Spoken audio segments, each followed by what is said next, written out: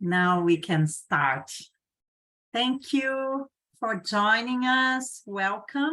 This is the second colloquium of the ReGEN4ALL project. Our topic for today is Ecovillages in Times of Crisis, COVID-19. We all know COVID was a challenging time for many of us, for us as humanity, as society, and of course, in many communities, it was somehow reflected. And today we are here with three very special guests, and I'll just say their names and then I will properly introduce them. We have Macaco Tamerice from Damanhur, Lucilla Borio from Torri Superiore, and Beatriz Arruda from CASA Brasil.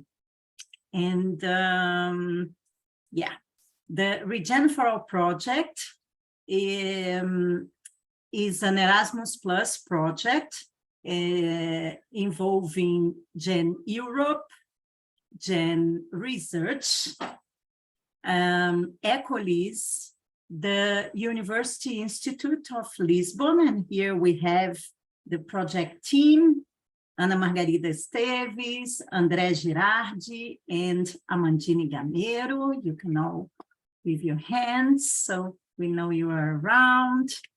And the team from Ecovillages is also here, representing one of our partners. Rebecca and I are here representing GEN, the GEN team. And we also have the Danish network, the Danish Ecovillage network, Lois, as a partner. And in this project, we have some outputs. Our intention is we have the research colloquiums. This is one of them. We are creating communities of practice on a national, regional, European, and also international levels. We are creating a database with the state-of-the-art of Ecovillage research, and also an online platform where you will be able to find all of these and more. We hope to create by the end of the year a matchmaking system, so it will be easier for researchers, community members, educators, universities, and communities to connect and exchange more. So the main purpose of this project is to make knowledge gained within and through ecovillages more accessible, both for research and for policy decisions. And here we are today. Just to mention a little bit our structure, I will be facilitating. I have two of our team members supporting, Rebecca and Mark. Thank you both for supporting. And we will start with Macaco. She will share about the experience of Damanhur. Then we will open for questions. If you have questions in the meantime, it's also fine if you write on the chat, but we will open for questions. Then we will invite Lucilla, and our third guest will be Beatriz. Then we'll have more time to interact, to get to know each other in small rooms, and we get all together for the final reflections. I think that's it for now. So welcome, Macaco. Maybe you can briefly introduce yourself, Damanhur as a community, and share about how Damanhur navigated the lockdown and economic disruptions. What are the learnings and main key challenges, and how was your experience? Thank you so much for inviting me. I'm really honored to be here with you. I think that these research projects are so important because they will give the possibility to use the recipes that have been used in eco-villages for wider society. So my name is Macaco Tamerice, as Thaisa already said, and I have been living in Damanhur for 30 years exactly. And I am a former jazz singer, and what brought me to Damanhur was really the search for living a real life based on real values with real people. So really looking for deeper values. And I have always been thinking that if I didn't find what I was looking for, I would look somewhere else. But still I'm here. And Damanhur, and let me say a few words about Damanhur. So Damanhur is a very big community. It's a community of 1,100 people in the world, of which 600 more or less, live directly in the area of Damanhur. So in the communities also of Damanhur. And it's a community which is a federation of communities. And we have 4 big communities at the moment that have different colors, so to say, and different also goals and objectives inside of the Federation of Communities.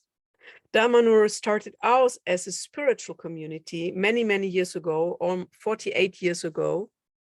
And starting out as a spiritual community, if you have a deep respect for life, how can you not be ecological?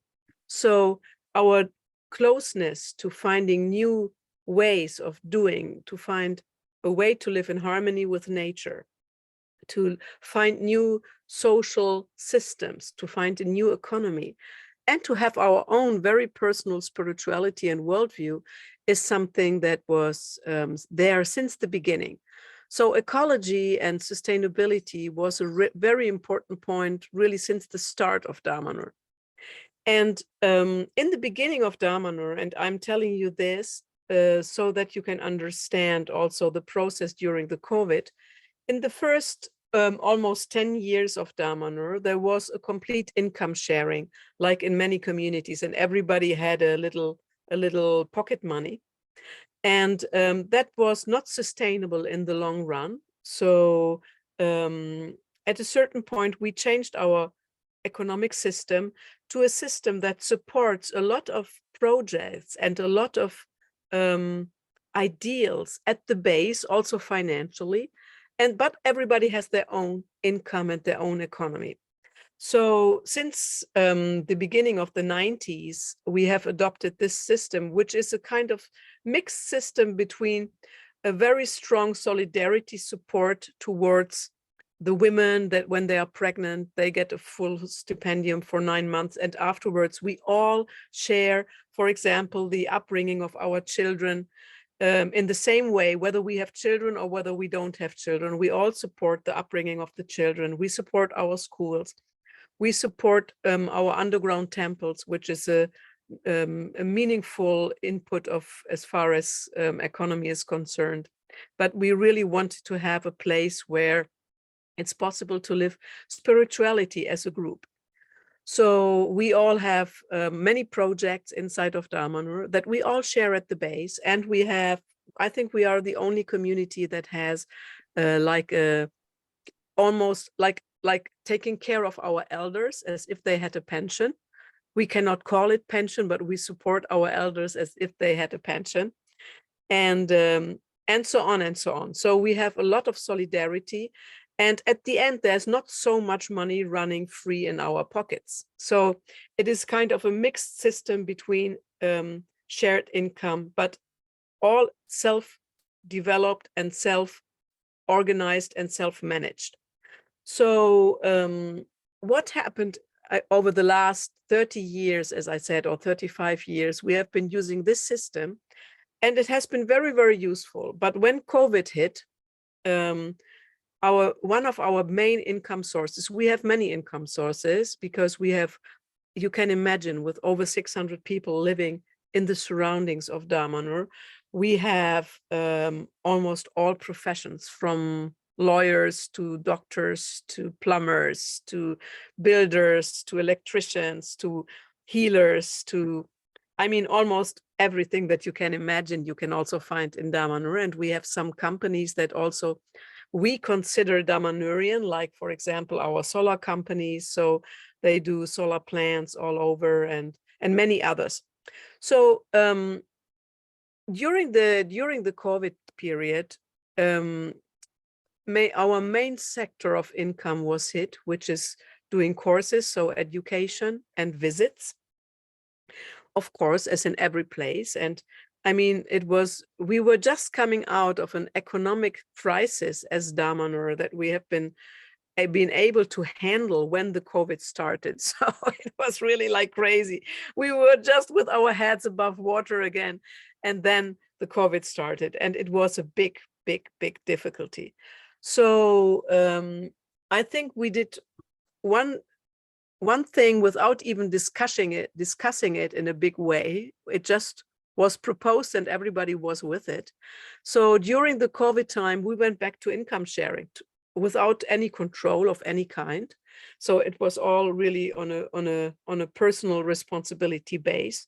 But we went back to a complete income sharing for almost 1 year. And that allowed the people that were living in Damanhur and that did not have any income to be able to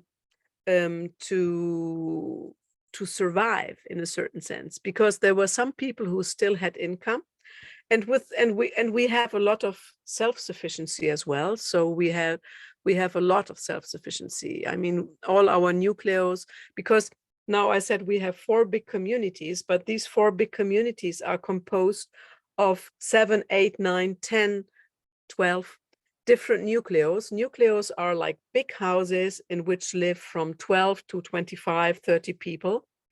And every nucleo also has a precise function inside of the community. So the nucleo where I live, for example, has the exchange with international communities. And this is one of the reasons why I went to live here, so that I can do 2 things together, you know. So in my family, actually, the COVID time was one of the most beautiful times in our community life, because we were also, we have a lot of doctors who work also in the public field, so we could not go against the rules too much. But of course, living together, we could meet inside the houses with our 12 to 25 people, also in the worst moments of COVID. And so we did not have contacts with the other communities. So all the other nucleus and the other communities were all through Zoom. And we were continuing with our meetings as if nothing has happened, but just everything on Zoom. But inside the communities, we could meet. And as we had all the time of the world in a certain sense, because many of us were not working like normally, and some were working online a lot, and others had professions that they were working still. But through that, we had a great community time in which we did a lot of works together on the territory that normally we were not able to manage because we had too much to do. And we had a lot of time together. So the community was really strengthened by this. And a very strong community allows also for more freedom in a certain sense, as far as an approach to economy is concerned, because you want to support the others. You want to help everybody so that everybody is in, because the closeness is stronger. So this is the way that we kind of navigated through the times of COVID. And on the community side, in almost all communities of Damanhur, it was a really great time. And it was difficult not to be able to connect with the whole community, but only through Zoom. So that was kind of challenging somehow. But it was also, we have, since the beginning of, since the 90s, actually, we have a lot of protocols in place, like prevention protocols. And we also had protocols for pandemias and all these kind of things, as well as for if the whole economic system breaks apart and so on and so on. So we have a lot of security We have built up a lot of security, for example, with supplies. We have stored supplies and so on, so that we are not completely done. And we also we have a lot of our nucleus have their own water, so we can have our water. And so also as the pandemic hit, we were pretty organized. When people got COVID or something like this, they were isolated in their rooms and would disinfect everything before they bring out the things. So people would bring them the food, would talk to them through the doors, and then would take the disinfected dishes and bring them down and wash them together with the others. And it was very effective, I must say. It was very, very effective. So inside the nucleo, very few people got infected once they were infected. Of course, there's always the phase when you are infectious and you don't know. But that was actually much more later, because in the beginning, we were really having almost no cases of COVID. So, are there any questions? Or do you want me to expand on something? If you have any specific, I don't know, challenge or main learnings from the COVID that you could share, and we do have some questions on the. I think our main learning is that in community, it is so much better to live these kind of things, because we were not isolated. You know, we were kind of isolated, but as a group. So that was a very big opportunity, as I said before, to deepen our relationships. It was really great. On a community level, it was great. And I think to live in a community, in this case also, that you are not alone, and that you don't have to deal with all these things alone. Now, there were challenges. There were people that were pro-vaccination. There were people that were against vaccination. So at the end, there was a lot of discussions also with doctors. Once the vaccinations were there, but which was much later than the actual COVID, I mean. So, but once the vaccinations were there were different approaches, different opinions, and it was creating a lot of struggles also inside the communities, inside the nucleus themselves, because some people were saying, how can you not understand? How can you not understand? And we have been trying to really bring, also especially our doctors have really been trying to bring in the purest information possible in that case, which was, I mean, it's always a matter of beliefs from my point of view, because you cannot know anything, because we are dealing with something new from all different levels. And some people are convinced in that way, some people are convinced in that other way. But at the end, what we decided is that our unity as a community was far more important than the divergent views on vaccinations or non-vaccinations, and on standards, on hygienic standards and so on. So, and that really brought a lot of relaxation in the community, in the system, because there was a moment of real tension. And it was very important that this tension was released, and it was released by the moment that we decided as a community that our unity was far more important than anything else. So, yes, Rebecca. Yes, I was curious, and I think there's a little to do with Vitaly's question in the chat also. You had already protocols for a case of a pandemic. And then I was curious to know if everybody knew about the protocol and everybody followed the protocol, or how did you, if there were people trying to break the protocol, and if there were like conflicts in that way, and how did you talked already a little about that, but how did you manage this?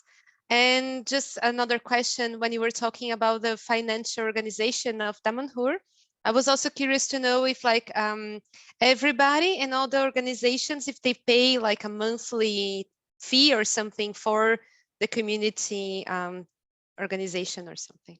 Mm-hmm.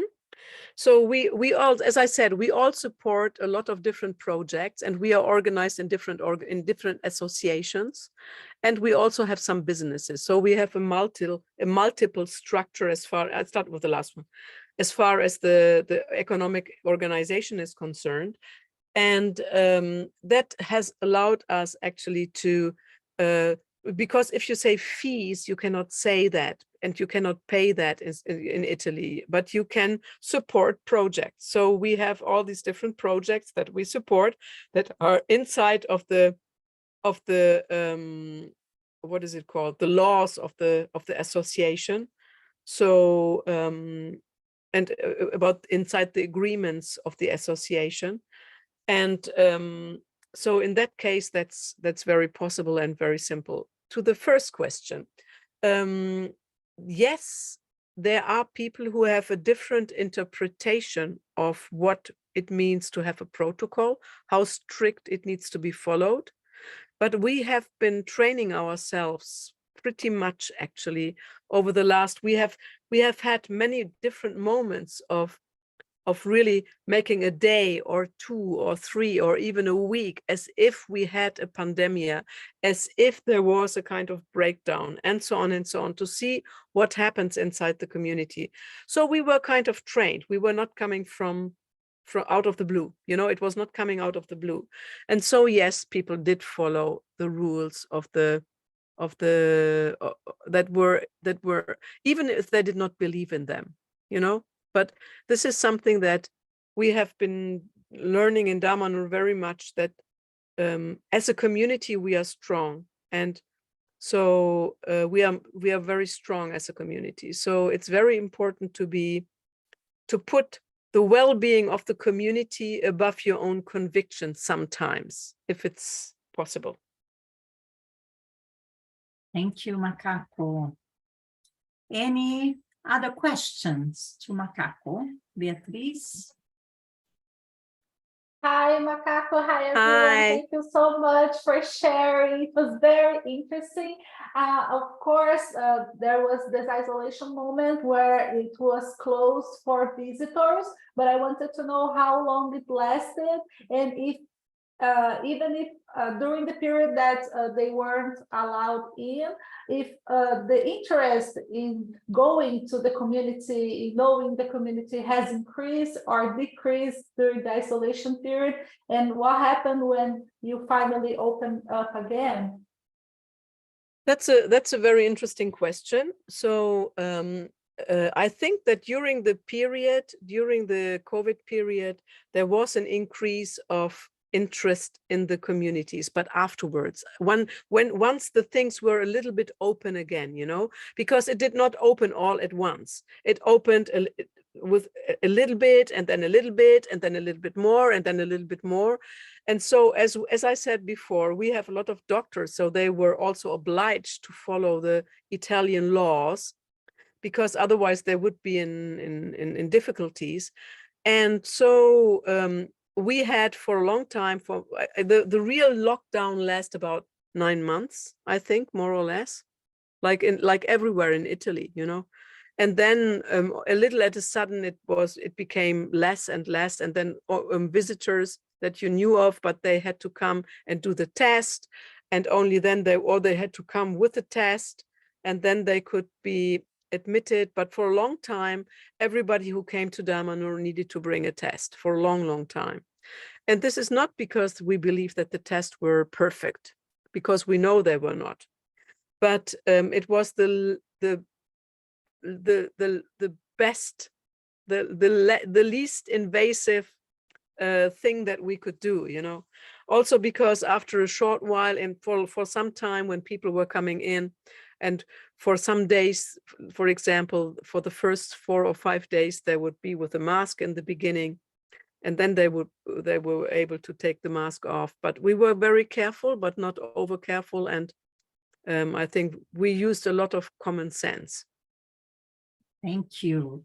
So we have these 2 final questions. Let's start with Imran to Macaco, and we want to hear from Thank you very much for allowing me. This question is for Macau, if I did pronounce the name well.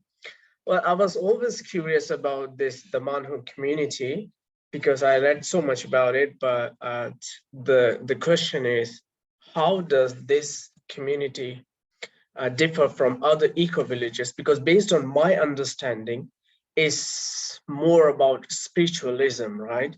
And less about eco-villages, or maybe I understood it like in a wrong way. So how do we define spiritualism in your community? Just curious, not a question.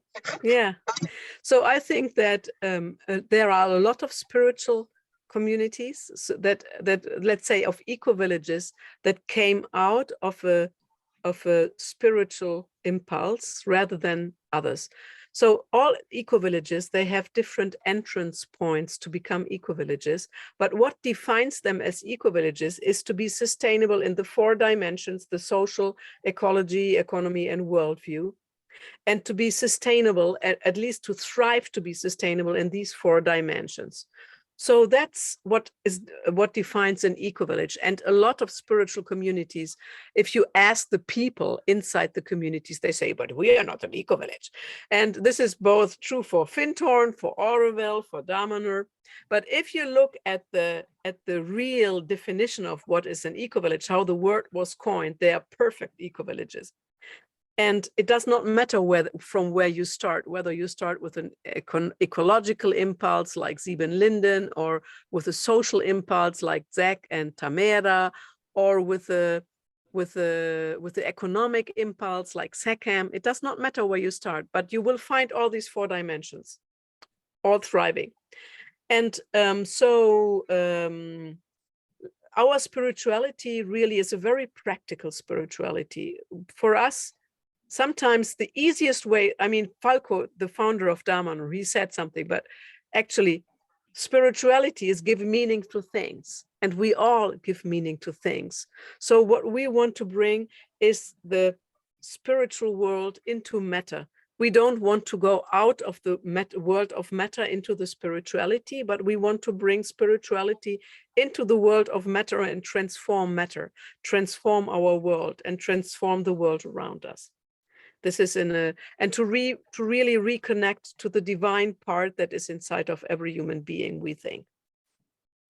Well, thank you very much. Am I allowed to ask one more question if we have time? Afraid that now we are really getting into the next time. time Maybe afterwards, or you can write on the chat. Yeah, thank you very much. Macaco has time, she will respond. Okay. I will move to Mark as our final question. Okay. Macaco, now Thank you, we'll have more time afterwards. Yes. So I wrote a quick preview of my question in the chat, but just to present it here. So in my experience, one of the challenges of different eco-villages is they have different levels of visibility with regard to the state and authorities and institutions of power, because we don't have very many legal means for recognizing these communities as they are. I'm sure you know that in Italy, for example, there have been some proposals for laws to recognize them, but nothing has, managed to pass definitively. So there are different ways in which these communities are seen. They can be just mere conglomerations of individuals, or maybe cooperatives, or perhaps if the community manages a business, they're mostly related to as a business in the eyes of the state. So this is something that I feel was very relevant during COVID for communities, because it impacted how these communities were seen, both in terms of the restrictions that were imposed in terms of lockdown, which sometimes caused challenges, and also in terms of being eligible for some of the financial emergency assistance that states offered during COVID. So I'm curious, since Damanhur is a very particularly organized community in terms of the global scene, it's very unique, if you have anything to share about how this might have impacted Damanhur's experience with COVID. Yeah, Damanhur, as I said before, has changed its legal statuses many times. So in the beginning, we were associations. Then we were, but with the associations in Italy at that time, you could not do much. then we changed to cooperatives. So everything in Damanhur was cooperatives.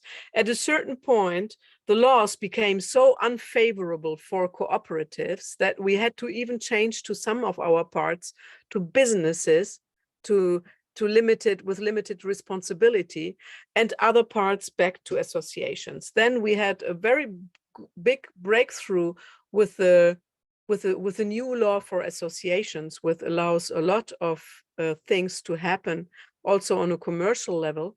And that was very, very good. So now at the moment, for example, our 4 big communities are associations, and all our properties belong to the 4 associations.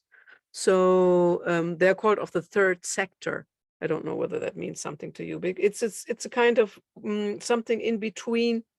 Yeah, a cooperative. No, not even a cooperative. Well, it's a new way of doing associations that allows also for some commercial parts to be done. And so that was very, very good. And so in which way were we affected? Were we seen? We were seen as associations, but we were also seen as, for example, our nucleos are composed, as I said before, between 12 and 25, 30 people, more or less. So that is one household. So we were considered one household, and as one household, we could just live normally together, you know. So so that was very, very good. And we could not have the, as I said before, the contacts amongst the communities. But for example, I have a community which is right down here, right down like 50 meters further on. There is another community on the same area, and of course we were considering ourselves as one community, you know. So yeah. And from the state, we have so many different situations in Damanhur. Because we don't have one situation. We have the associations. We have a lot of professionals, you know. We have a lot of professionals with their own vet, and so on and so on. So we had a lot of very different situations going on, and also in that sense, we were not able to get a lot of the financial support, just very, very little, but still we got some. Thank you. Thank you so much, Macaco, for sharing your experience and the Damanhur experience with us. And maybe we can thank Macaco like this. We celebrate her and Damanhur and their learnings. Thank you so much. And I'm so sorry, but I have another very important commitment. So I have to really leave at 7 o'clock sharp. At the hour, at the hour. So I will, yeah, at the hour. So I will just sneak out or say goodbye. So it's not because I'm not interested, but it's just because I really I have this commitment that is very important. And I'm very much looking forward. You can ask on the chat and she will do her best to respond. Thank you. And I'm very glad to introduce our second guest speaker for this colloquium, Lucilla Borio from Torri Superiore. You're very welcome. Please introduce yourself and share a little bit about Torri and how did you navigate the pandemic. Thank you, Thaisa, for inviting me in this Zoom call. As Macaco was speaking, I feel I resonated a lot with her experience. I've also been in community for 30 years. Even though our community that is still in northern Italy can be compared to one of the Damanhur's nucleo, because it's a much smaller, we're on a much smaller scale. We're about 22 permanent residents with a guest center and quite a large group of long-term volunteers. We live in formerly abandoned medieval village that we retrofitted into an eco-village over the course of 20 years. And maybe the picture will tell you a little bit more. it's in Liguria, close to the French border, and it's attached to the Maritime Alps. So it's in between the sea and the mountains. We have created within the abandoned village 22 private units where the families live, the resident families live, plus a guest house with about 25 beds and a meeting room. So our main income source is ecotourism. And it has always been because of the location of our village. We are just perfectly located for people who want to travel and visit a very pretty part of Italy. And also it's very convenient to stop for people who are traveling to Spain, to France. It's a really nice sort of place to have a stop of a day or two. So it's always been our main objective, not only because we needed to create a source of income for the residents, that of course was a very strong motive, but also because we've always believed in keeping the community open. So we were never separated from the surrounding society. Seen from the picture, it may look like an isolated fortress, but actually we are only 300 meters away from the normal Torri village where 300 people live. So we're in close contact with the neighbors, and this played a very important role during the pandemic. So now to talk about COVID more specifically, I have to thank ReGEN4ALL for bringing attention to this topic, because I realized that we have removed it from our memory. It feels like we have lived in a bubble or a nightmare for 2 years, and people don't really remember what happened. So I had to go back in my memory and think what really happened in 2019, 2020, 2021, 2022. And it was such a huge thing. It was such a huge change in our lives that it even feels strange that everything now looks like everything is back to business as usual, to the point that I even doubt it a little bit. Are we back to business as usual? Is it true? Or has something been changed forever that we're not fully aware of? So I took time to reflect on our experience, and I have come to the conclusion that really the pandemic was not like one smooth wave, but it was more similar to an earthquake that came in 4 different shocks, 4 different waves. And each wave had a different feeling, a different characteristic. The first time that was in the early months of 2020 was, I would define it as the time of suspension. The judgment was suspended because we were not understanding what was happening. And we were like observing the situation, trying to make sense out of it. And we were reacting with logic. We were protecting ourselves. We did something similar to what Damanhur did. So formally we were closed to the public, but we always kept the central kitchen open, so we would cater to all the families. And we were so confused and puzzled that we called the general meeting with whoever was present in the community at the time, including the children and the volunteers. And Mark was one of the volunteers who was living with us. And we had a really beautiful session, long, it took us hours of discussions. And it was so beautiful, so intense that people were able to share their fears and doubts and concerns and hopes. But actually, we came very naturally to the conclusion that we would not judge anyone for whatever people would decide. So we made this internal pact that everyone was free to make the decision that they felt more comfortable with, and the community would support everyone. So in practical terms, this meant that we waived the monthly fee for the people who lost their jobs. So they didn't have to pay for the monthly food allowance. And we were at the time a tourism cooperative. And then in 2022, we changed into a community cooperative, a social cooperative. So the cooperative took the weight of this. We decided, okay, we have some savings. Maybe the government will give us some money, which in fact it did. Not a lot, but a little money came in, which was very useful.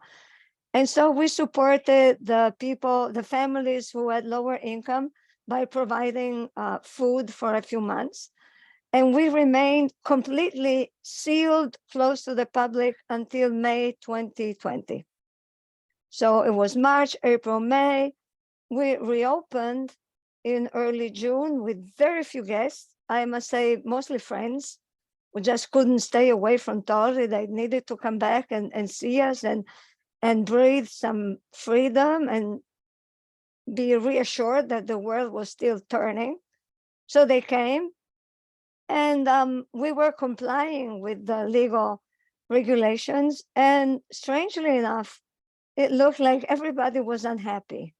With whatever decision we were making, there was always someone complaining. So people were not happy to be separated at the table because the distance wasn't enough. And then over the next table, people were complaining that they wanted to hug each other. And then some people were wearing face masks, other people weren't. It was a really complex time to make sure that we did what really the best we could to transmit the sense of safety. There's nothing happening here at the moment. Relax. We're out. We were not eating inside, only outside on the terraces. And gradually, during the second wave, we saw how society was becoming more and more polarized by fear. And it wasn't from the beginning. It took time. Then the vaccination started. And the vaccinations brought about a huge discussion. What's behind all this? Is it big pharma? Is it for our best? Is this our best chance? Are we being manipulated? Is it genetic manipulation? All that came about, and the society became totally polarized. And that was really hard, because until then we were able to keep in dialogue also with our families and friends outside the community. But then we saw that they were not approving of the fact that we were holding together and that we were defending our community essence by staying together with protection sometimes, but not separating according to who was vaccinated and who wasn't. So for me, I have to say the second wave was really very tough. And we lost friends. We just recently were able to reopen the dialogue with some very dear friends and former members who were very angry because we were not taking any declared stand, because we did not want to take a stand, because we were integrating our positions, believing that everyone had a piece of truth. Everyone had their logic, and who were we to judge? So that was the second wave, and it lasted, I would say, another few months. And then we closed again for many months in winter 2021 and reopened again in spring 2022. But it came a time when we could have worked, we could have kept the guest house open, and we refused to do it because we did not want to impose testing on people who were not in favor of testing. So to respect people's free choice, we decided that we would not open until the testing became not mandatory.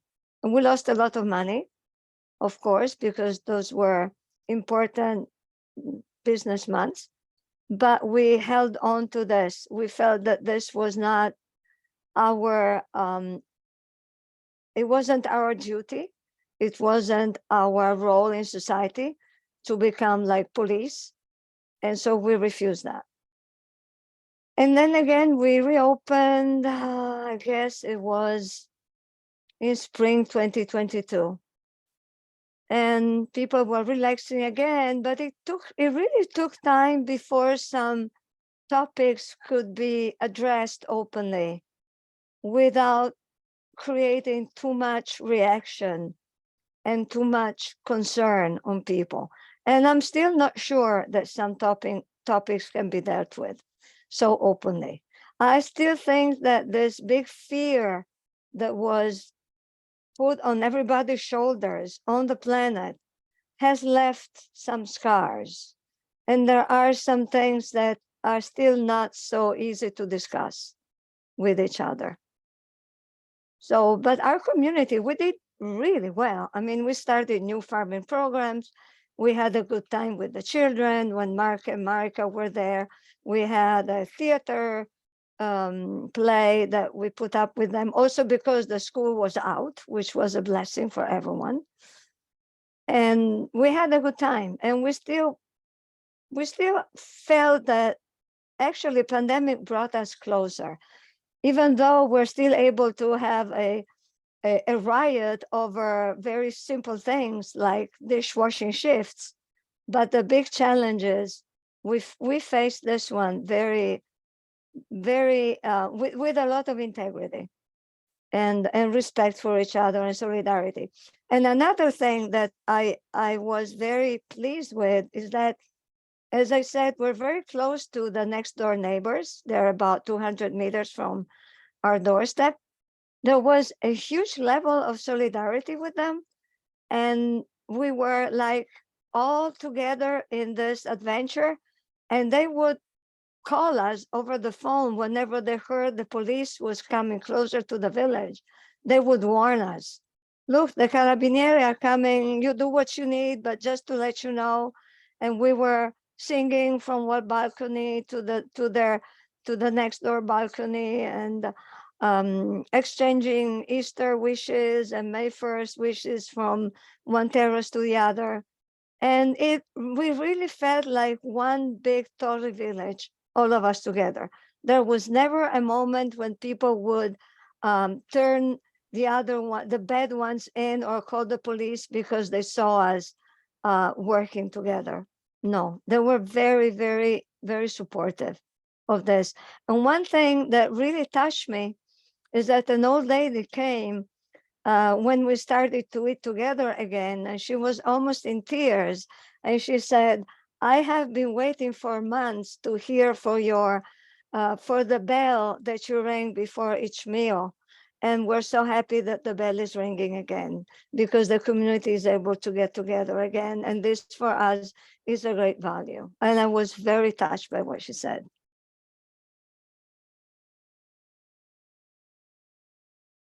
Wow. Thank you so much, Lucilla, for sharing your experience and also the reflections around the pandemic and its waves. I feel it's very interesting how it was not only in each community, but also in each country, because I'm here today in Schloss Glarisegg, another eco-village community in Switzerland. And as we have the event, we were talking about the pandemic and how they handled the COVID situation here. And for me, it was like, wow. In Europe, it was, I feel a bit lighter in most of the countries, or when I hear from Italy. And yeah, it feels, because in Brazil, it was not like months, it were years, like it was crazy. And we have Beatriz soon to share more about the impact in the Brazilian communities, but also like as a Brazilian, I was there and I could experience, Rebecca is also a member of a Brazilian community. And our lockdown was like the first one that in Europe, you say like 3-4 months. It took like 9 months, a year. And I really feel it's important that we bring these conversations back, because there's a lot to be processed and integrated. Let's see. Questions about Torri, Lucilla, reflections? Anyone that is ready? We can open for questions round. I would just like to add one thing. I don't know Please. if I say that already, but when I saw that I would come online with you, and I also saw the topic of this online conference, I think for me, the most important learning of this long and troubled and difficult ride through the pandemic is the power of fear.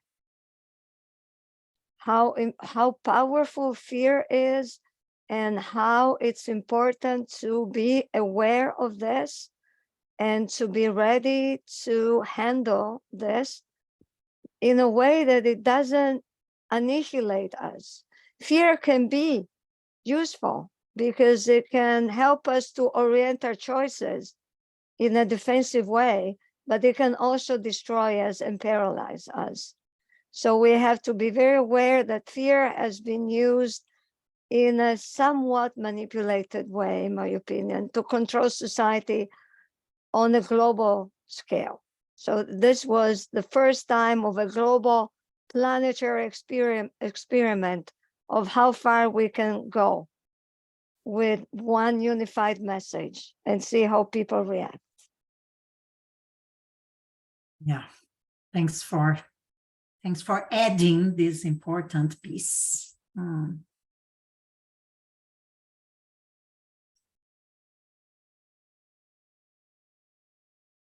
Whoever is ready to ask a question or your reflections, the floor is open.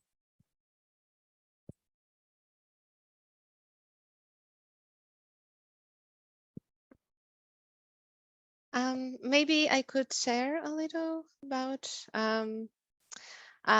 my experience in my eco-village in Brazil, because Lucilla was talking about the polarization, and that was also happened in my eco-village, and it was really hard to see the community divided, and some people wanted to follow all the rules of protection, of distancing and everything. And some people were saying, no, this is like you're letting fear dominate, and this we should be together. But at the same time, there were people that were, because my first idea was we close ourselves in the community and we keep having relationship with each other, but we close from the outside. But some people were going to the town, were interacting outside. So it was really difficult to manage all these different positions and the conflicts. And then we came up with a solution that I think was it was really interesting for our case, at least. And we created kind of like affinity groups. So we had like a group of people that they either had like elders or people with children with lung problems or something, people that wanted to be following all the rules of protection, and then they would interact with each other. They would keep the relationships because they knew everybody there were following the rules very strictly. And then there were like the group of people that were more, okay, we don't care, we are going to keep our lives as usual, and they would interact with each other. And we had like a middle group that were like not so, and they would interact with each other. So we managed to keep some form of interaction, but also allowing for the differences in how each one viewed but yeah, we also had, it was really, really difficult in the beginning to deal with all the fear and all the like what's happening, and seeing like the community getting divided. And yeah, I think it was really intense. And yeah, so it was nice hearing from other communities to see how they experienced it. Thank you, Rebecca, for sharing. Just a small pause to say goodbye to Macaco. Thank you for joining us, dear Macaco. My pleasure, and I'm wishing you a beautiful continuation. I'm so lucky to be with friends today. Thank you, dear. And wow, coming back to you, Rebecca. Yeah, I feel what you brought here and connecting to Lucilla's reflections were what happened in many, many places. Like it was all so new that people just didn't know how to behave, what to do. And it was impressive that people know that I work for GEN and in the movement. And in the first part of the pandemic, they were just reaching out to me by email. Thaisa, I want to join a community. Where should I go? They realized that they didn't want to be isolated. So, and I was like, well, Ecovillages are just part of the society. So they are also closed. Now you have to wait. No, but now I need to go. And then all of these, like some communities decided to close as a community, and they had very good time. Some others, they did not have a clear decision, and then there was all these things coming up. And I will pass on to Ana Margarida, and I see there are 2 other questions on the chat. Let's start with you, Ana. Okay, I have a question to Lucilla. It's a pity that Macaco is not with us. It's about it's about the synergy between community life and family life. I remember that during the pandemic, governments placed a huge emphasis on the nuclear family unit as the basic unit of social support for people, and they designed measures for nuclear families, forgetting that there are many people who do not live in nuclear families or in couples, or who either live alone or who live in other social arrangements, which was something which I honestly found extremely violent for the people who by choice or by circumstance are not part of a couple or a nuclear family. And but still there was a huge emphasis on the nuclear family unit as the unit of social support, with exclusion to everything else. So I would like to know how you managed to coordinate family units and community life during that period.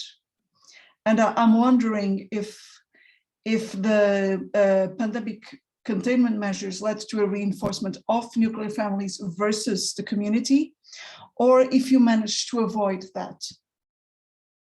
Thank you. Thank you, Anna, for the question. Actually, in our community, the community life and family life are pretty fluid, in that our children, we have an open door policy for all the children. They're free to go wherever they want, whenever they want. So they come up with a set of mothers and fathers and uncles and aunties, grandmothers in my case, perhaps, but they all go back to sleep in their original family. But during the day, we hang out with each other, and there is it's not terribly clear whose children these are, actually. People who visit sometimes ask me, but who's the mother to the child? And I have to tell them who belongs to who, because it's not so evident. So during the pandemic, as I was explaining, we were still cooking for everyone, and we were still shopping for everyone, and we were still providing food for everyone, including families that did not have state support for the reasons that you were mentioning, Anna. We also had a time when some professions were refunded.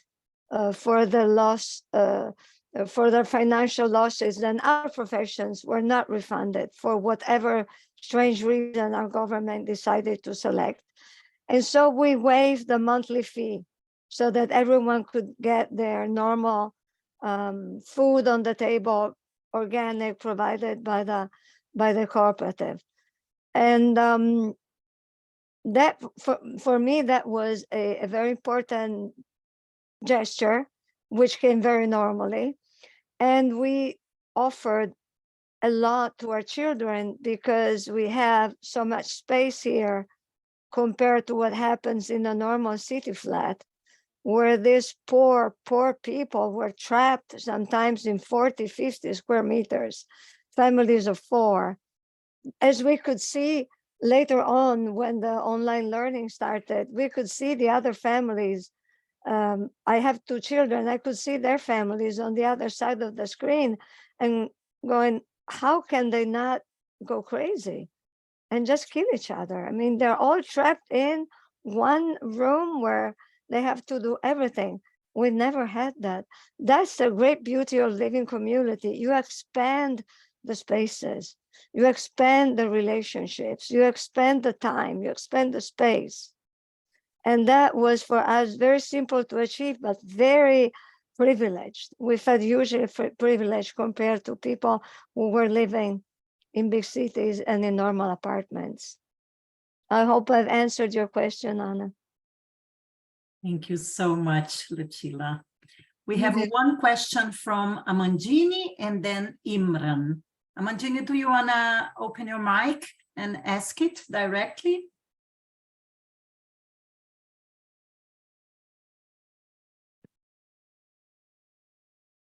Otherwise, we can start with you, Imran, and then I pass it on to her. Go for it.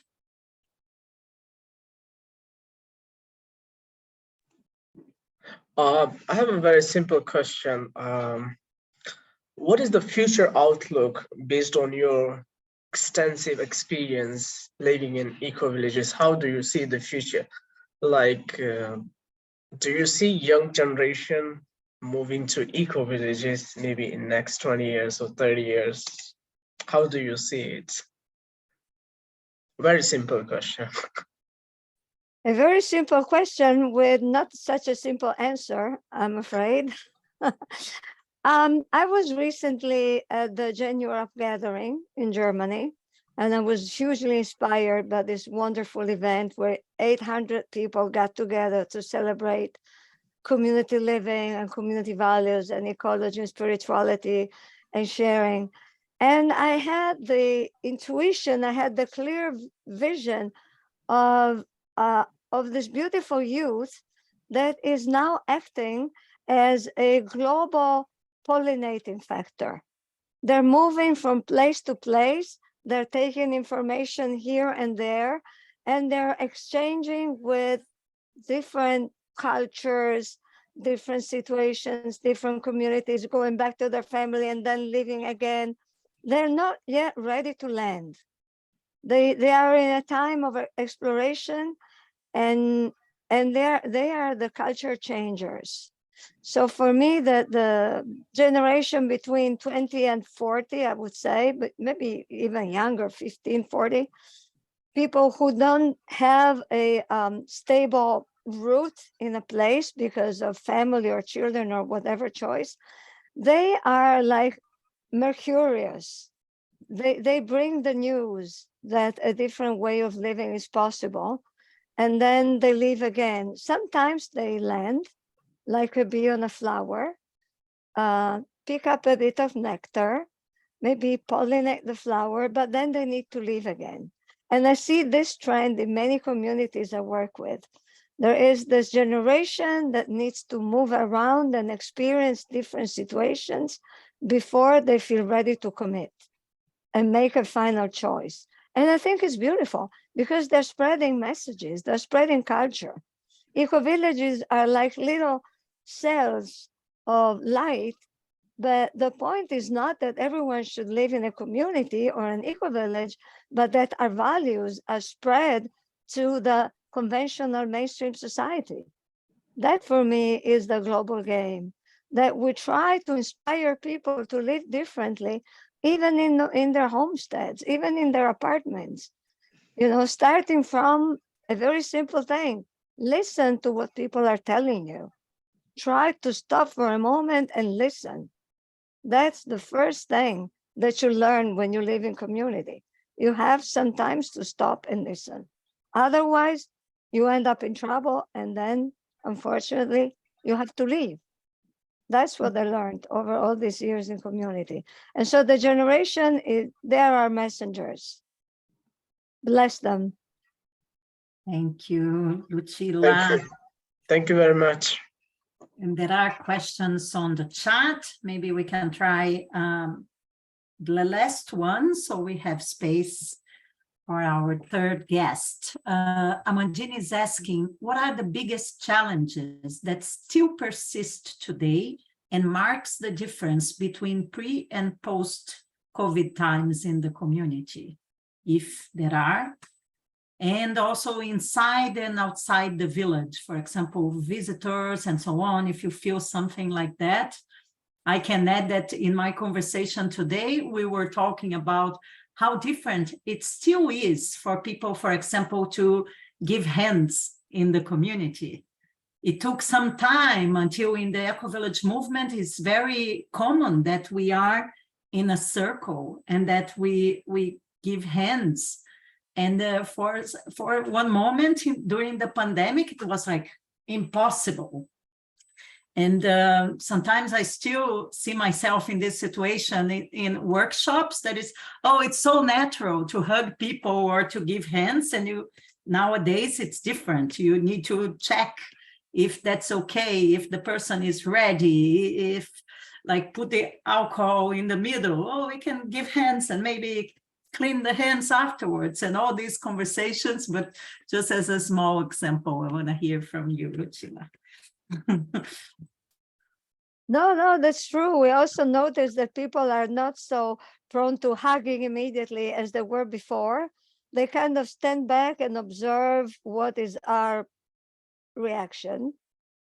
I'm open to hugs. So since our guests are very often personal friends, then today a lady came after 4 years and she was so happy that we could hug again. And her child was like 7 years old and now is a teenager and I couldn't recognize her. So yeah, it's like, as I was saying, it's like there is a bubble in between.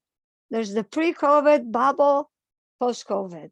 And some things have changed. To answer Amandine's question, we have decided to invest our energy not only on training and tourism, but also on farming.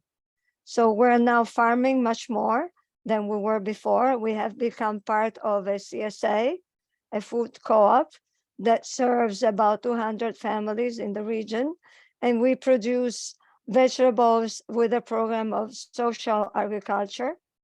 And that for us has been like we had been pushed to do it. We always knew that we had to do it, but we were a little bit like a hamster running in the wheel all the time. We could never really stop and get it going. Then the wheel was taken away. We were there looking around and we started farming. And that happened already when Mark was there. He was one of the first ones to help us with the new farming project. That is still going, Mark. It's going beautifully. And we are doing really beautiful things. And also, I think we decided to we changed our social organization. We became a social cooperative. Before we were a commercial cooperative. And we're going more and more and more in the direction of trainings and less and less and less in the direction of conventional tourism. Because we think that it's important to spread messages and to add value when the people come here, to add value to their presence. It's fine if you want to come and relax. It's still possible to do it, but it's also interesting to have groups that come here with a focus. And it normally is sustainability, social justice, communication, permaculture. We do some permaculture work and training. So we're more focused on educational programs and less focused on tourism. Thank you. Thank you so much, Lucilla. I could hear you more and more, but that's the time for all of us to thank Lucilla and re-energize her and her community. Thank you so much. And now we are moving on to our third guest speaker. And I have the pleasure to have here with us Beatriz. Beatriz is the coordinator of CASA Brasil Research Circle in our national network in Brazil. Our strongest circle is the Research Circle. And Beatriz and others here put a lot of energy to make it happen. And Beatriz will share about a survey, a study we did about Brazilian communities during the pandemic. Over to you, Bea. Hi, everyone. Good evening. Can you hear me well? Yes. Well, thank you, Thaisa. Thank you, Rebecca. Thank you, everyone involved in ReGEN4ALL project. It's an honor and a pleasure to be here to talk about the response and adaptation to COVID-19 pandemic in Brazilian eco-villages. I am Beatriz, and I speak on behalf of the CASA Brasil Network Research Circle, but this work I'm sharing with you today is not my own. It also was conceived and conducted with Bruna under the great advisory of Dr. Rebecca, who's also here with us. And as you know, CASA Brasil is part of the CASA Latina network. It's Latin America network of eco-villages and other intentional communities. And our research goal was to know how Brazilian eco-villages emergently responded to the COVID-19 pandemic and how they have dealt with the risks and effects caused by the other multiple crises that were deepened by the pandemics. Okay, let me just take away something that's bothering me here. Okay, so why did we answer this question? Why we had this aim as volunteers of CASA Brasil Network? This was a work that was unfunded.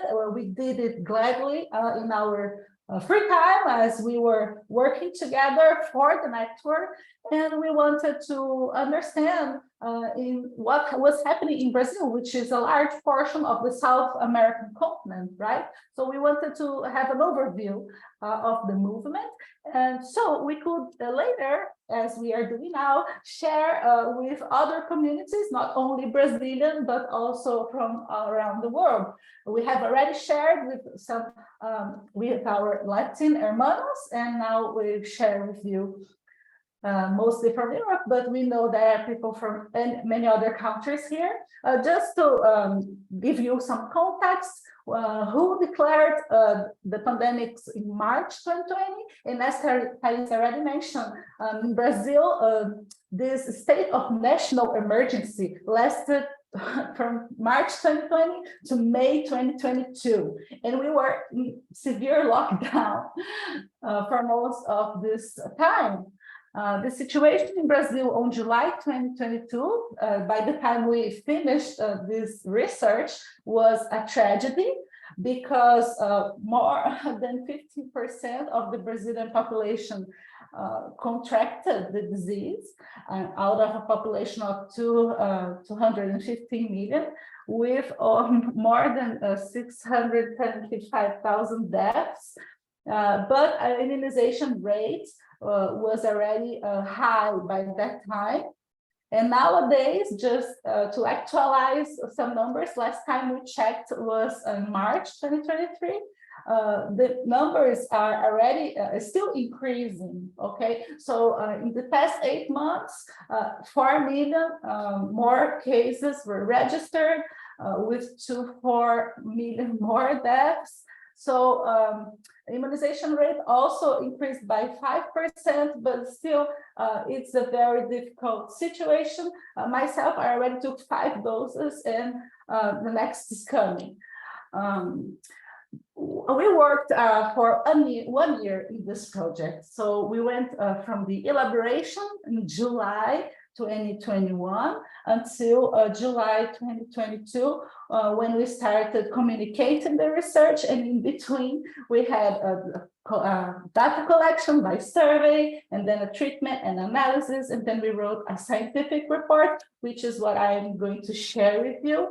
And I'll do my best because it's a lot of information, but you can check this information online. We are just finishing some review in the English version, but I wanted to say that we had the support of all the team of the Brazilian Research Circle on designing the research and the questions, because we were very inspired about this report on intentional communities and COVID that the FIC published in June 2021. So we read it, we made some critical analysis in group and discussed how to adapt and include new questions considering the Brazilian context. And we also saw that at that moment, this topic wasn't really in the literature, the scientific literature about Ecovillages. So we saw a gap and an opportunity for research. And our main data collection instrument, as you already heard, was a survey, online survey with Google Forms.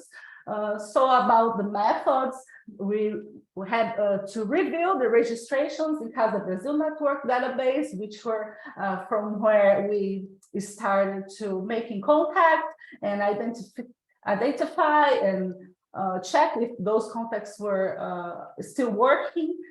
We tried to approach them directly, but also sending email and messages through social media, websites, and also indirectly calling them for online events.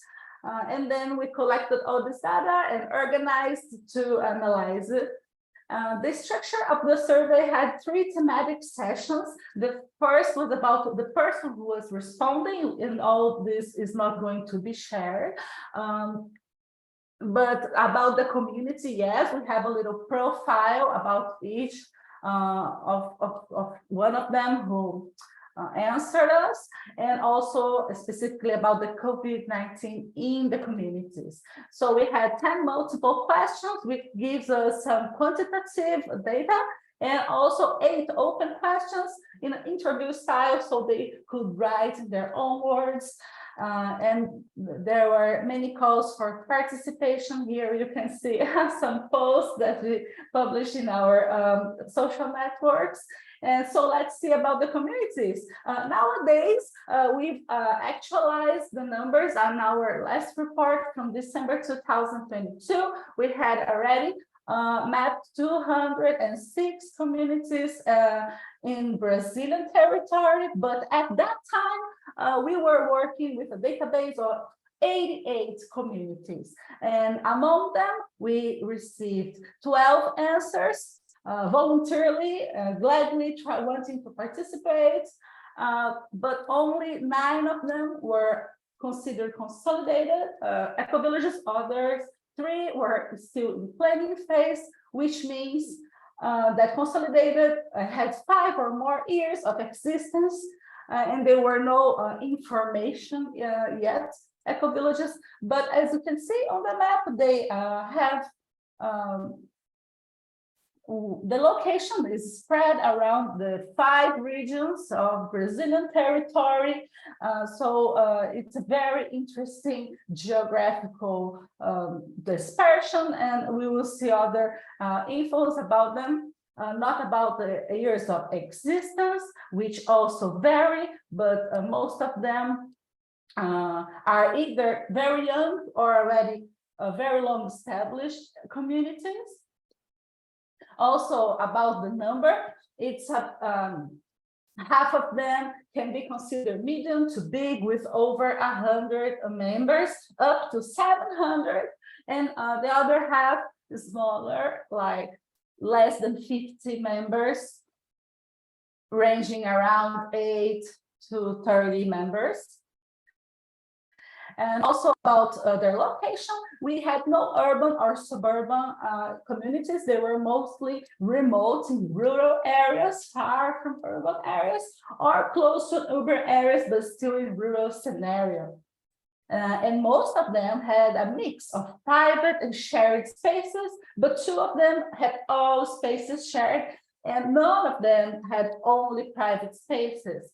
So these are communities with this group spirit embedded in them. And about the COVID-19, well, they had, most of them had residents who contracted the disease, unfortunately. But the general response was to partially follow the sanitary orientations from WHO. Yes, in some cases, individual families made their own decisions and the community respected it. But as a whole, we see that most of them either acted as a group, partially following it. And also about masks, they were requested just mostly in specific occasions and places, not in all. But you can see we had no answers about not being requested at all, which means this was something that with good compliance concerning the official protocols, right? The same thing with social distancing. Most of them requested in a specific occasion places. Only one community said that the habits haven't changed, and it was this only community who really isolated itself from the outside world and managed to engage habituated before the pandemics, but also isolated from neighbors and outsiders. But other communities didn't have such management, and they were engaging a lot with the outside world, which means social distancing was requested in all occasions and places. So it really depends on how the community agreements on openness, closeness, it impacts how the relationships occur inside the community. And virtual meetings became a reality to most of them, yeah, but in-person meetings didn't disappear because there was this community that hadn't changed its habits, and one community that also had both means of interaction. But there was one more restricted with only online meetings for a long time. Also about the consensus about vaccination. In Brazil, we had this different also polarization, especially under the government of Bolsonaro, but vaccination compliance was usually associated with the people pro-government, which is not usually the case in the Ecovillages movement in Brazil. So this differs a lot from what we've seen in the global north, and we had absolutely no answer about not being vaccinated as an option. So that may surprise some of you. Visitors during the pandemic, most of them accepted visitors while the pandemic isolation was going on, but with precautions like using masks, social distancing, sometimes quarantine, and everyone had a reopening perspective. I mean, everyone was hopefully waiting for the reopening.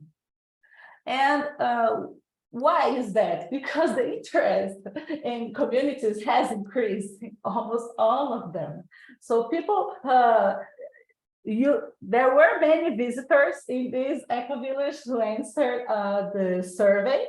Almost all of them had at least 100 or more, up to 1,500 visitors per year. So this average number doesn't give us much information because it varies a lot, but you see, it wasn't small and it only has increased. People wanted to visit the Ecovillages more, but resident population was not only increased, it could have decreased also because of economical constraints and also family issues concerning members who live outside the Ecovillage and wanted to be together during this period. And where did the Ecovillages in Brazil get their information? From official sources and from the press and also from social networks, including local support networks, mostly operating by telephone. And the decision making, it's interesting that we could observe that was a tendency to be more collective when the community was smaller than when the community was bigger. Then the family units took a bigger place in the decision making. This moment now is about the answers that were written. So here we can see some of the original work that Ecovillages provided to us. So there was this negative effect on income sources like interruption courses and retreats, other experiences that were held in person, reduced or no visitations, close of schools, reduced sales, but also some took advantage of that, especially about these urban refugees, people who wanted to buy land in Ecovillage, moving.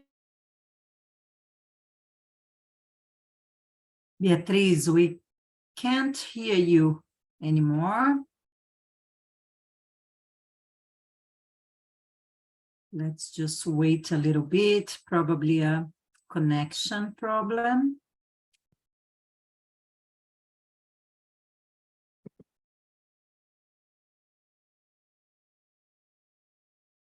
Bea.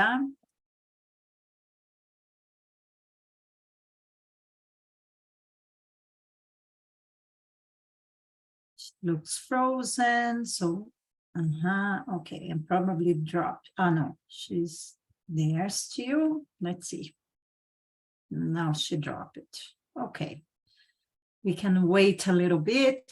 She might join us very soon. She was sharing at the beginning in our check-in that her connection was not so stable. Bea, you got frozen and then drop it.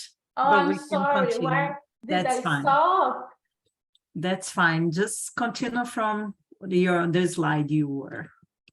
Okay, I'm so sorry about that. That's fine. There's no problem.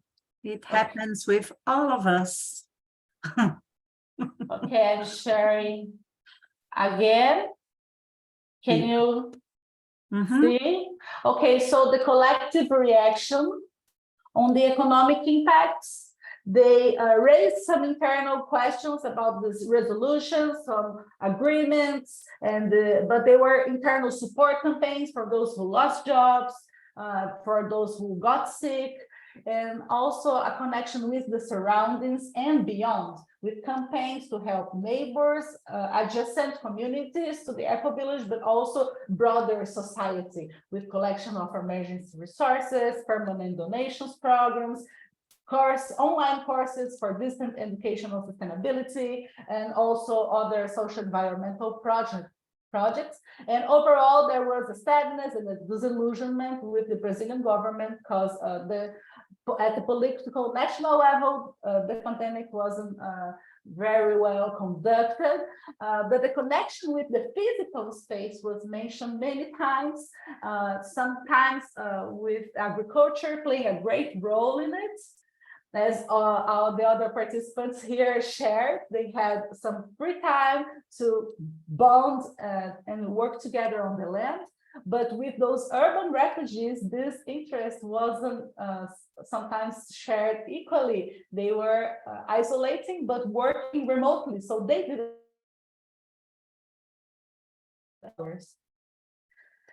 There were advantages, but also disadvantages, and I'm going to go directly to the conclusions to wrap that up. But the most big challenge mentioned was the human relationship, about being tolerant, not judgmental, and embrace the diversity within the community. So the lessons learned, repeat them here and there and everywhere, right? About cooperation, understanding, self-management, and also communication. And about subsistence, the need for more study, for more practice in agriculture, and look for the self-sufficiency. And we could identify in the discourses of the Ecovillages shared with us all the 4 dimensions of sustainability. And that was beautiful because it really make us realize that the communities that answered us, identifying themselves as Ecovillages, they were really moving towards all dimensions. They were working on that. This sample wasn't as big as the registered number we had in our network, but it was a good illustration because we had they had this geographical spread with a wide range of population, years of existence, and different kinds of experience. So it gave us a diverse picture, and it's worth mentioning that it differs from the FIC report in that concern that we were only rural communities, not rural and urban. Most communities followed partially or even totally the official orientations. 1/3 of them were closed for visitation for over 2 years, but most of them, over half of them, continued with sanitary precautions. Resident population increased or decreased at the same proportion.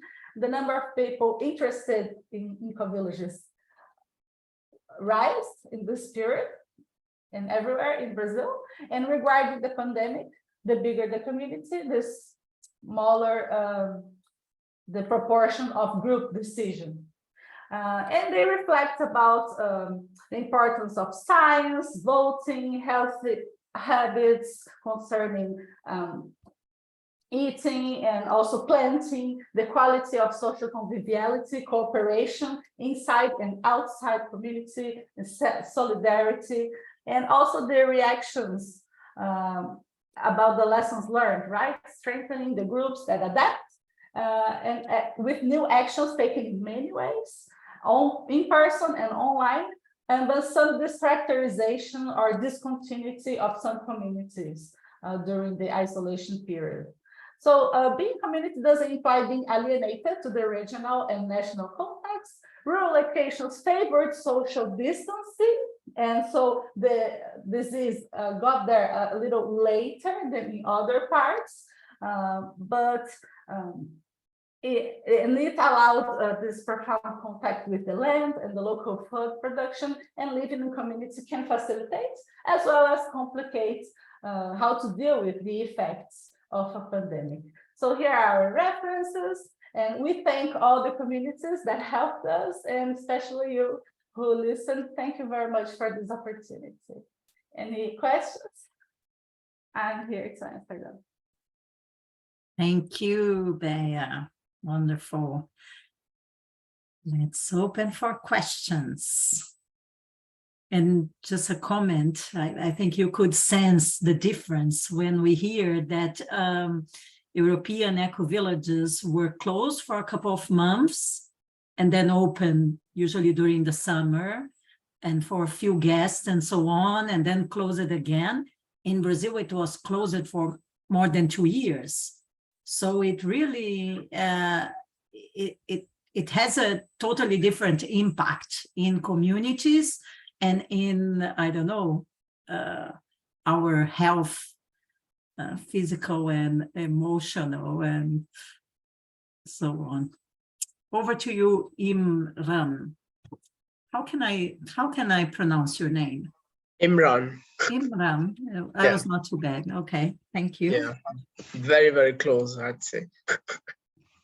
So you mentioned in your presentation, it was a very interesting presentation, but I'm just curious to know who are those people who are interested or showing an interest to be the part of community, if you have like come across the demographic of those people.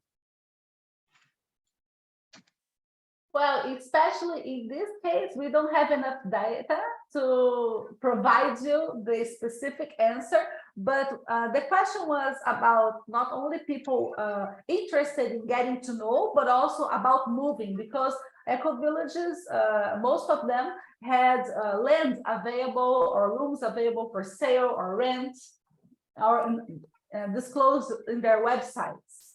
So there are always people looking around, but during this period, the interest increased. So there were more people, they were getting more emails, phone calls, than usual. But I can't really say it's this profile or this from this region, because we didn't answer this. But because more than one community mentioned about the urban refugees, we can infer that maybe were people sick of the big city, maybe live in small apartments, but just a guess. Thank you very much. Perhaps it could be a new research area in the future to find out who is the right audience for the eco-villages. Thank you very much. Beatriz, just so you know, people are asking you to share the presentation. I'm not sure if it's online, the English version. Otherwise, we can share the PPT together with the colloquium recordings very soon. Yeah, we haven't published in English yet, but we will soon in CASA Brasil website. It is published in Portuguese, and there is like the report in Portuguese, but the English version is coming out, and we can share the PPT. Rebecca, do you want to add? No, okay, great. And I saw a good question from Tim. Tim, do you want to bring it up? Because it's for many of us. Maybe Lucilla can start. Or yeah, I think Rebecca already talked a little bit about it, but I'd be also curious, maybe Lucilla can say something about what can eco-villages learn from this experience to be better prepared for future emergencies, right? Like Macaco shared that they have a lot of protocols in place for all kinds of scenarios. I imagine that maybe many eco-villages don't have it as structured as they do in their community. in Damanhur, yeah. And maybe what can wider society learn from how eco-villages how they have responded to COVID. Maybe I can start, or Bay. Oh, sorry. I was just going to share some of the answers, because taking more care of the self and the family was a topic that came up, but it was really necessary and urgent to think about the lifestyles. Even inside the eco-villages, they mentioned that they weren't practicing agriculture enough. They should look for more self-sufficiency, not only in water and other infrastructures, but to get more resilient and adaptable. The eating part matters a lot. And also self-management improvements for non-violent communication practices. I can share, Tim, just a personal reflection that I've been involved with the eco-village movement for many years, around 20. And I think like by visiting communities and being a community co-founder and having lived in community for years, I thought, and also being part of the network, eco-villages were somehow more prepared to this kind of disruption.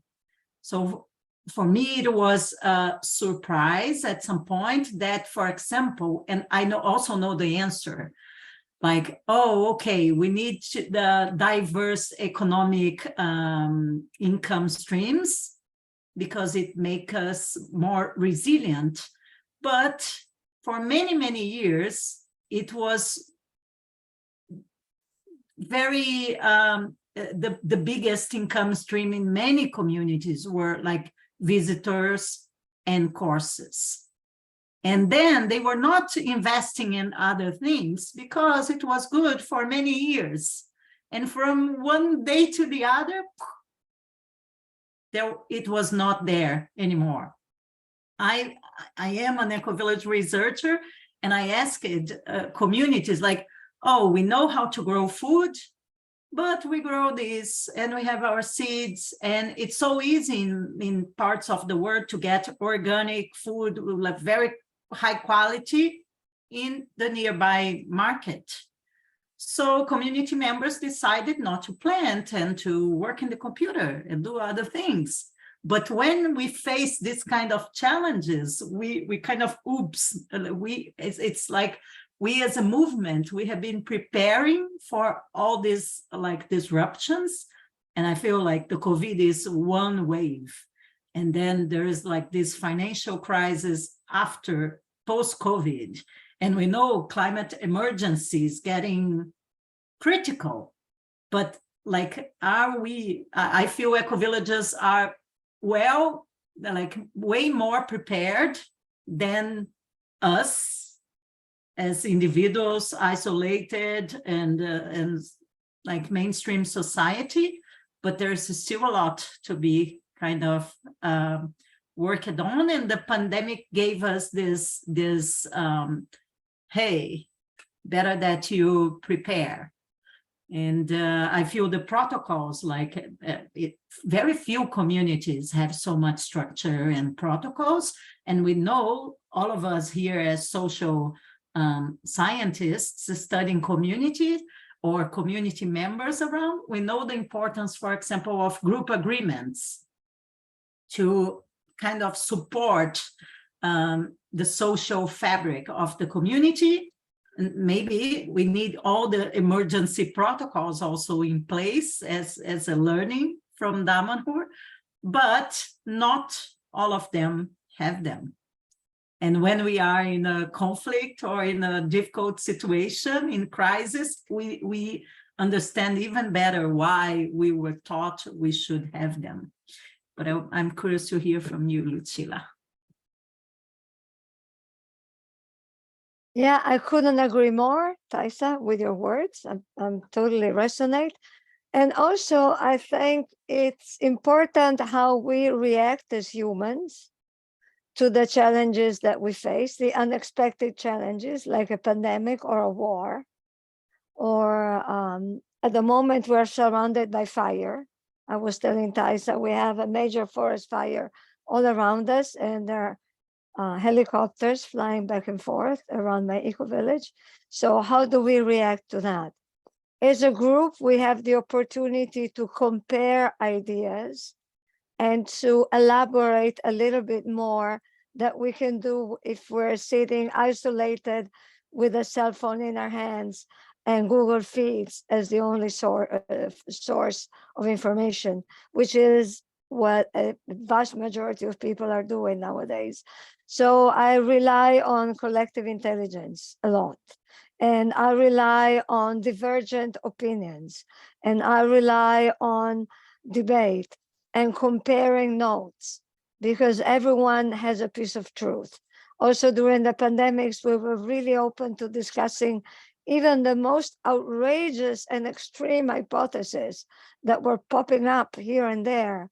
The virus came from Mars, or the virus came from here, and it was planted to do this, and it was planted to do that.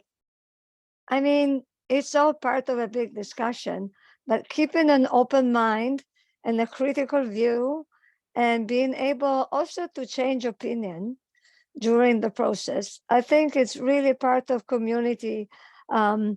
It's what community adds value, that we can kind of put our brains together and really make the best out of them, distill what our intelligence is able to see collectively that we're not able to see individually. And I don't know what this information will be or what this wisdom will be, but I think that the process itself is life-saving because you feel that you're connected with something around you and you're not in the hands of whoever manipulates the information on a global scale. Thank you, Lucilla. I don't know if anyone else would like to comment. Ana Margarida, I see your hands. And Juan, I don't know if your question is in this direction or comment. Please go for it. Yes, I have a comment about what happened in my community here in Colombia, and it is about how we recovered the time to put it in the community. Our community is like 70 kilometers away from Bogota, the capital city of Colombia. So many of our time was invested in the system, in the city, or we were like traveling a lot to different places to work and things like that. And suddenly we were all in the mountain, back in the mountain, with time to do what we always wanted, but we couldn't because we were trying to find the money to live in the mountain or something like that. So it was very beautiful to be here and to try to start a lot of projects to be like self-dependent, and it was nice how the young people, the teenagers, came back because they were all in the city and they decided to came back and they start a lot of projects to get together. So it was a very beautiful moment to have the time again, to work on the community and to start all the process in agriculture, in building, like all the things we were saying, someday I will do this, and that was the time to do it. So COVID, beautiful moment where we all focused in the mountain, and that was very special for us. Thank you, Juan. Thank you so much for sharing about your community. What is the name of your community? You might be close to Aldea Feliz. Yeah, we are Red Cunagua, or like Cunagua Network. We are like Aldea Feliz is to the west, and we are to the south of Bogota. Right. And we will host the Call of the Mountain in January, the Colombian Ecovillage meeting. So most welcome everybody to come here. Thank you. Thank you. Ana Margarida, over to you. Hi, everyone. I'm also experiencing some technical difficulties. So can you hear me? Mm-hmm. Can you all hear me? Good. Yes. Okay, my question for Beatriz. Thank you so much for your presentation. It was excellent, really informative. And I knew that the Ecovillage movement in Brazil was behaving in a much different way than in Europe. That, refusing vaccinations or believing that the vaccine was part of a conspiracy to dehumanize us was seen as being in line with a neo-fascist government, while in Europe it was seen as a rebellious, anti-systemic attitude. Still, I would like to know, given the fact that holistic thinking very often tends to lead to a kind of thinking that that in some cases may support, let's say, magical belief or conspiracy belief, the idea that everything is interconnected, the idea that nothing is as it seems. and so on. I wonder to what extent did conspiracy beliefs, or what some authors call conspirituality, penetrate the alternative milieu in Brazil, the alternative New Age spirituality milieu. And if that penetration was lower than in Europe or the United States, if you can provide an explanation for why was it so? Well, I can't provide this information based on the research I just presented, but I can give a personal view based on the Ecovillage online presence, because as I shared with you, the online presence raised during this period from 88 to over 200. So we've been more in contact with Ecovillages online through social networks and WhatsApp groups. So what I've been reading in those groups, and it's also a limited source of information. It's very different of being in an eco-village, okay?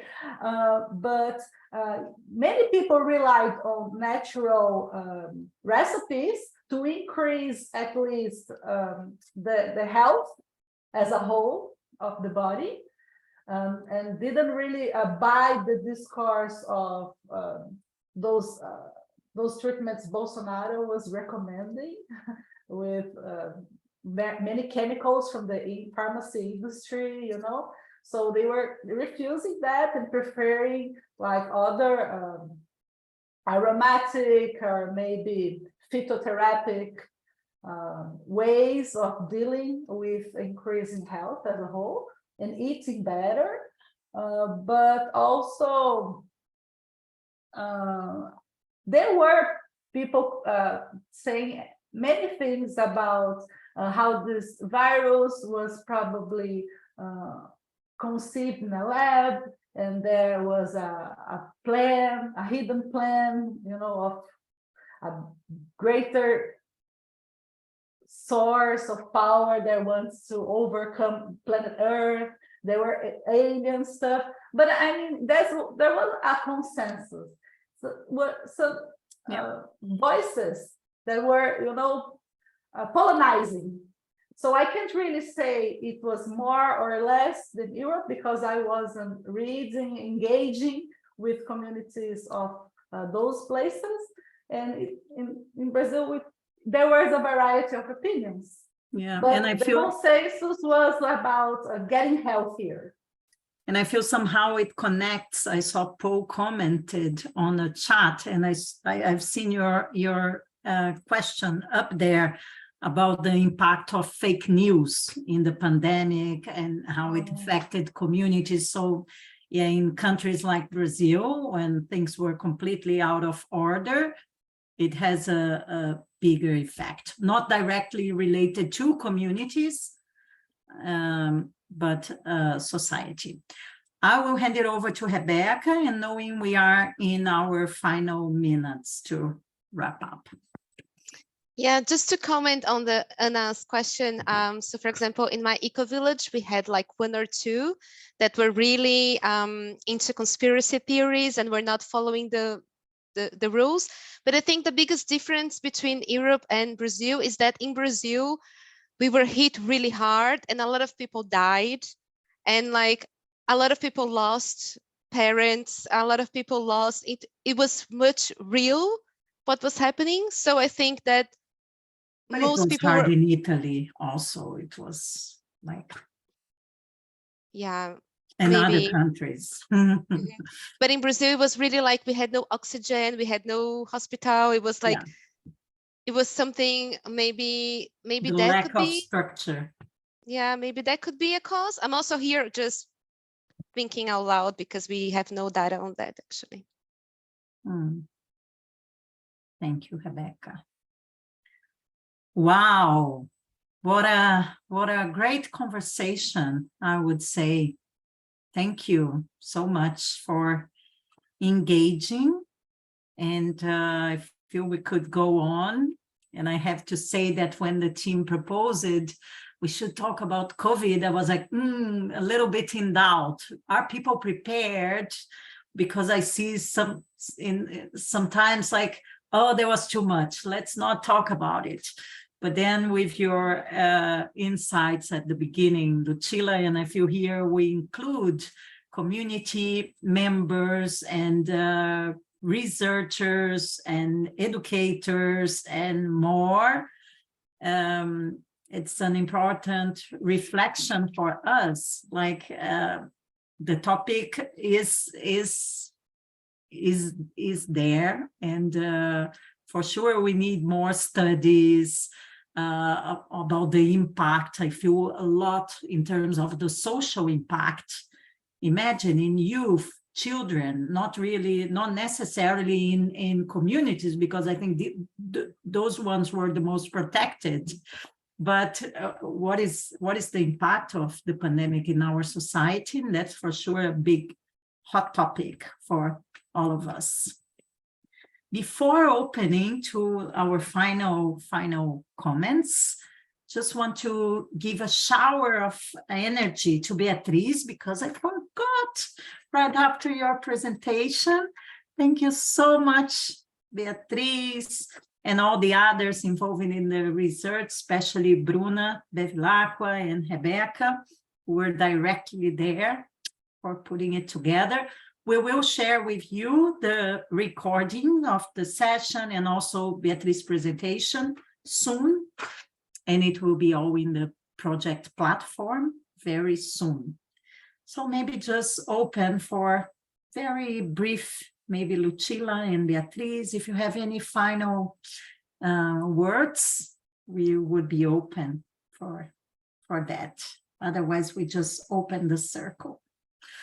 Thank you so much, Thaisa. Thank you, everyone. And I just want to underline the importance of preserving our memory.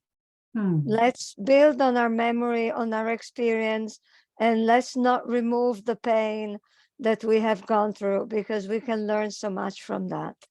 Thank you for being so courageous to bring up this topic that still is a taboo for many people. So I'm really thankful that you were daring enough to call us in. And really, thank you, thank you. Thank you, Beatriz. Well, I would like to thank you, Lucilla, for sharing, because I know it's a very personal experience, not as easy as it seems to be to share it. It's not like a survey, with no faces, no names shared. So thank you very much, because it's very interesting for us to get the information from the voice of who lived it. So it was very courageous, yes, and inspiring. And research is here to document and tell those stories, so they will be remembered, they will be read and passed forward, right? And also about passing forward, we've actually written an article about this, but we haven't published yet. So if anyone has a suggestion of where to address this kind of work, I would love to receive some suggestions. Thank you. And thank you for our attention. It was a pleasure. It was great to be here. It was a great opportunity. Yeah, I thought the same, Rebecca. Let's continue this conversation. Thank you all for being with us. Very soon we will share in August. We will be more quiet, but in September we will have our third colloquium. Very soon we will share more with you. And keep an eye on the next meetings of the ReGEN4ALL Communities of Practice. Thank you all for being with us. Thanks the project team, the colloquium team, and our guests, and all of you who are here with us. Thank you. Thank you.